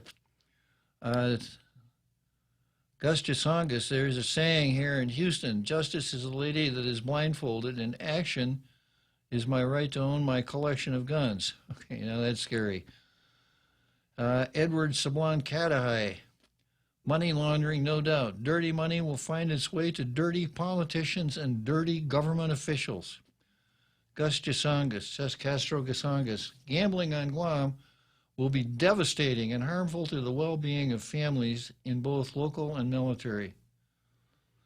And then Nate Horn notes it was a pure coincidence on Torres's decision to introduce that bill legalizing casinos after he took that junket to Macau. So it's an exciting story, and it reminds me that Saipan has been kind of a soft touch for folks. You remember Jack Abramoff? Jack Abramoff, the lobbyist. With the court, the Superior Court. Yeah, he represented the Superior Court, attempting to fight off the Supreme Court and its efforts to become supreme. And Abramoff also represented several Indian tribes, and sometimes Indian tribes on opposite sides of the same issue. Well, the little-known fact about Jack Abramoff is he got his start in Saipan. He knocked out a $9 million fee in Saipan to lobby with the feds to keep the feds out of Northern Mariana's immigration and labor. So finally, the Congress applied labor law to Saipan and U.S. immigration law to Saipan, but Abramoff was able to hold it off for quite some time at a cost of $9 million. So I think we really need to be vigilant here when these things come along that appear to be good, get-rich-quick schemes that appear to be too good to be true. What we need to do is keep a watchful eye on our government officials at all times. And that brings me to the last idea, as you were the last item on the card for today. Canon Troy versus Gov Guam, with the subtitle Muckrakers. This is what a muckraker is. The muckrakers were reform-minded journalists in the progressive area in the United States, 1890s to 1920s, who exposed established institutions and leaders as corrupt. They typically had large audiences and popular magazines. The modern term is investigative journalism or watchdog journalism. Investigative journalists in the United States are often informally called muckrakers. The muckrakers played a highly visible role during the progressive era. Muckraking magazines like McClure's took on corporate monopolies and political machines while trying to raise public awareness and anger at urban poverty, unsafe working conditions, prostitution, and child labor. Most of the muckrakers wrote nonfiction, but fictional exposés often had a major impact too, such as those by Upton Sinclair. And a little autobiographical experience here. Upton Sinclair was the leading socialist in the United States for the first half of the 20th century. And he wrote a book called The Jungle, which dealt with the Chicago meatpacking industry. And the popularity of that book and its hard-hitting nature, it was fiction, it was a novel, but it caused the Congress to enact the Pure Food and Drug Act. It was a very well-written book, very persuasive, and I have to say that I had a courageous freshman English teacher who made it required reading. And I read it, and had I not read that book called The Jungle, I could be even more conservative than I am right now, if that's even possible. Anyhow, muckrakers. In contemporary American usage, the term can refer to journalists or others who dig deep for the facts, or when used pejoratively, those who seek to cause scandal. The term is a reference to a character in John Bunyan's classic Pilgrim's Progress, the man with the muckrake who rejected salvation to focus on filth. It became popular after President Theodore Roosevelt referred to the character in a 1906 speech. Roosevelt acknowledged that men with muckrakes are often indispensable to the well-being of society, but only if they know when to stop raking muck.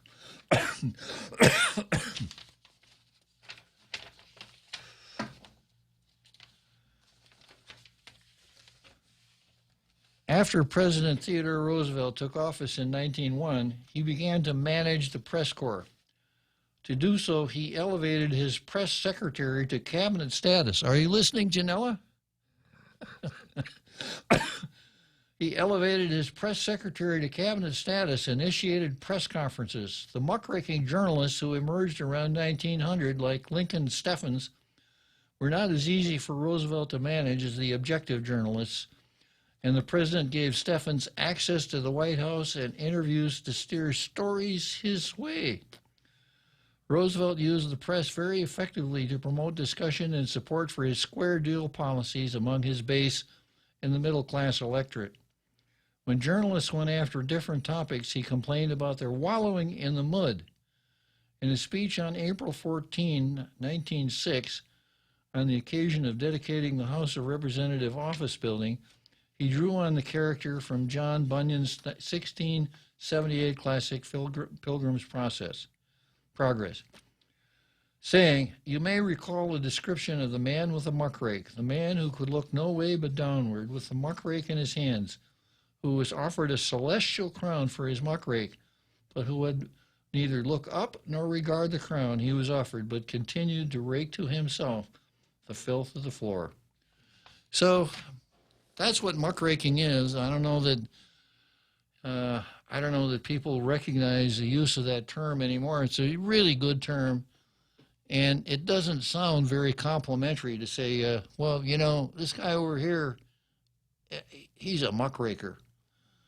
But given this little reading here that I just went through, you can see that a muckraker is a journalist who sees it as their raison d'etre to make sure that they uncover all of the muck in the government. And I think for most of our history here on Guam, we haven't had any real muckrakers. Perhaps the only exception would be Manny Jose back in the 1970s with his little publication called Guam Times Weekly, which was infrequent and anyhow. But nowadays, of course, we're not talking about newspapers and magazines. We're talking about digital communications. So we have muckrakers right here on the island. And I want to once again repeat, when I use that term and designate someone as a muckraker, that is an extreme form of compliment. And as the card says, it's Ken and Troy versus Gov Guam. Ken and Troy are our modern-day muckrakers. They dig around, and they find all of the muck in our government of Guam, government officials, the misfeasance, malfeasance, and nonfeasance that are part of the government of Guam. Perhaps the reason that the word that's a tough one, kakistocracy, is a word that might be useful from now on. So I'd want to say congratulations, Ken and Troy, because neither one of them will take the standard government line just for granted. You know, like this one, well, we can't tell you about that because it's a personnel matter, which is just BS. There's nothing in the law that says that a government official can't disclose information because it's a personnel matter.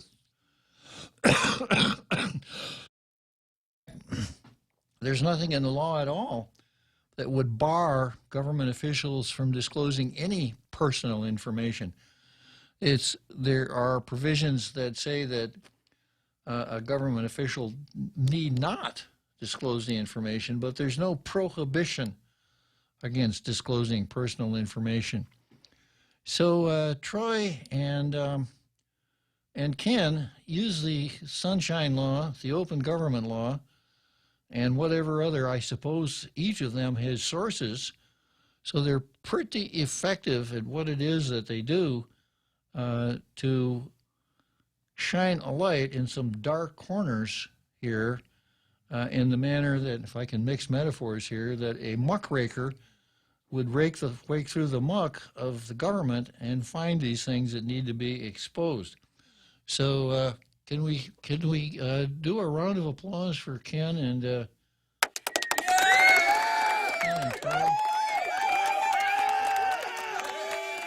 Now, you know, Real Joe Cruz, constitutions and laws are nice, but what is that you always say? Well, while a constitution may set forth rights and liberties, only the citizens can maintain and guarantee those freedoms. Active and informed citizenship is not just a right, it's a duty. All right, so we got a couple guys here that really conform to that duty. Ken and Troy. Listening to Ray this morning, there may be a new player in the game, the Vigilance Committee. And I read their op-ed piece in this morning's Post, beating up on the hospital, which pretty soft target. I mean, it's pretty easy to beat up on the hospital. But the Vigilance Committee says that their focus is going to be on disclosure, Sunshine Law and Open Government Law. So all of these things can't help but help. So once again, congratulations, Troy and Ken. Okay, we're coming down to the home stretch here. Knowing that we have choices in medical providers locally and outside of Guam is important and reassuring. This is the reason why Calvo Select Care provides quality health care options to its members. From a wide array of local, primary, and specialty doctors and clinics to a comprehensive hospital network on island and outside of Guam, you can trust Calvo Select Care to be there for you. Federal employees and annuitants enroll today. Call 477-9808 for more information. Tall Tales with Bob Klitzkie is brought to you by Bank Pacific, banking on the Pacific for 65 years. Hulu is all your TV in one place, plus more. Watch thousands of hit shows, movies, and award-winning Hulu originals for only $5.99 per month. It's TV without the cable contract and the freedom of on-demand streaming. Get current network shows from ABC, CBS, NBC, and Fox, and binge-watch every season of your favorite cable shows. Premium Hulu viewing is brought to you by Proline Automotive and AB Sports, Guam's store for Nike. To advertise on Hulu, call Choice Digital at 989-0042. Every Tuesday, KFC has got 20 pieces of wings for just $15. Get this special offer for a limited time in every location: Anigua, Barragata, Dedido, Tamuning, Gigo, GPO, and the Micronesia Mall.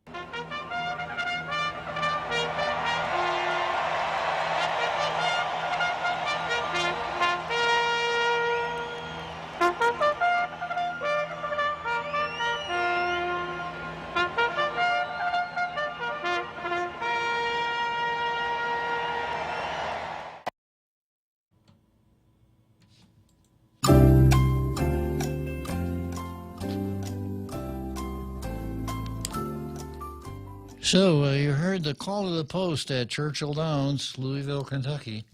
So this is the home stretch of Tall Tales. I ran out of stuff to talk about, but one of the things that I was going to put in the card but didn't is the Daily News story about the land trust may be settled. And the provisions of the Chamorro Land Trust Act and the matter of their implementation by the Commission and its administrative director constitute discrimination on the basis of race or national origin in violation of the Fair Housing Act, the lawsuit states.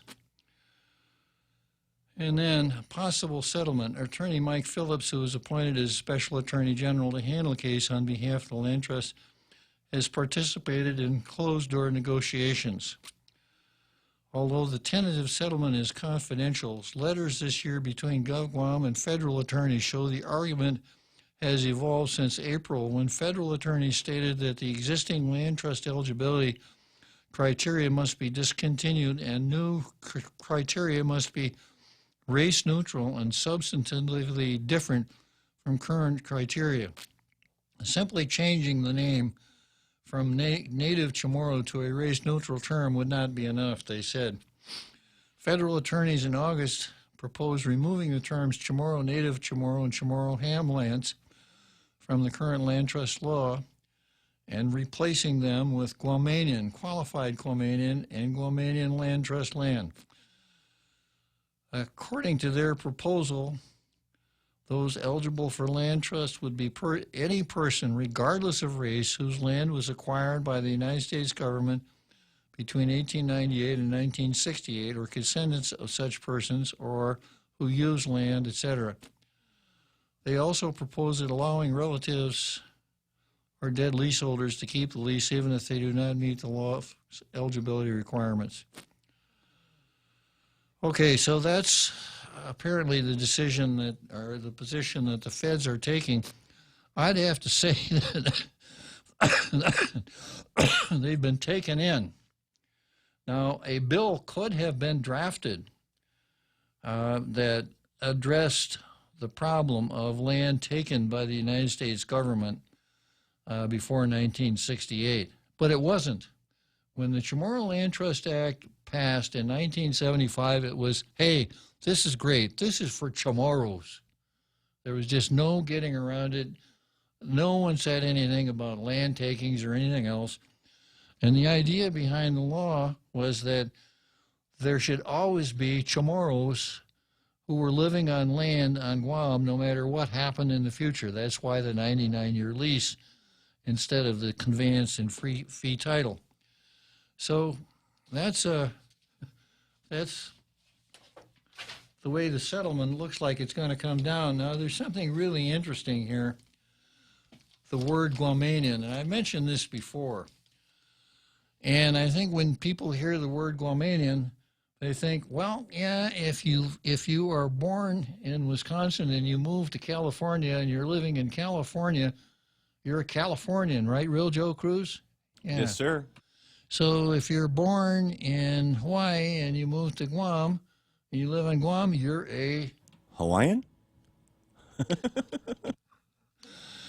Well, maybe I should say Nebraska.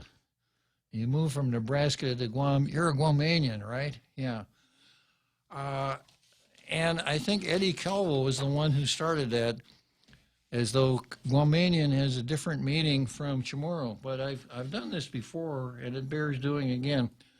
The Organic Act, as enacted, had a Section 9A, and it says the governor shall except as otherwise provided in the act or laws of Guam, appoint, bind with the consent of the legislature, all heads and executive agencies and instrumentalities. In making appointments and promotions, preference